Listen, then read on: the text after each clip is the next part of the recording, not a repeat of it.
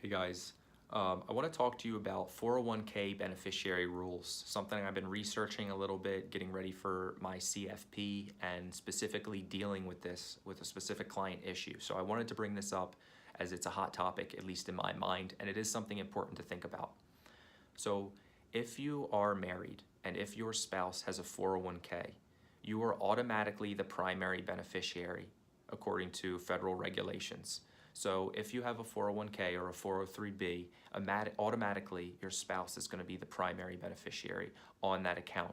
Actually, the spouse would have to sign off on even if the owner of the 401k wanted to change it. So let's say you say, my wife has plenty of money, she's got the life insurance policy, I want to put my kids on the 401k. Your husband or your wife, your spouse, would have to sign off on that saying that's okay. And that is a federal rule. So first thing you can know is that even if you didn't designate a beneficiary, it is the spouse if you're married. Why I wanted to bring this up is because we're in a situation of where the wife, specifically in our case, but whether you're the husband or the wife doesn't matter, just as long as you're the surviving spouse. Whether you would choose a spousal rollover to become your own IRA, or whether you would choose an inherited IRA. Now, the difference in rules is really what would make you choose, and really I would ask you your age, see where you are in life, and see if you need the money. But the simplest way to put it is, if you think you'll need the money and you're under 59 and a half, which is the age that you're able to take out retirement money without dealing with that 10% penalty. Let's say you're both 55 and your spouse passes away. Surviving spouse would most likely want an inherited IRA because you would have access to the money without taking that 10% penalty. Now, there are some rules that come along with it, and while it seems better to have your own IRA, the problem is a situation that I was actually just reading about online. I just found this article where this woman who was 55, she took her husband's and did a spousal rollover. So she took his 401k and put it in her own IRA.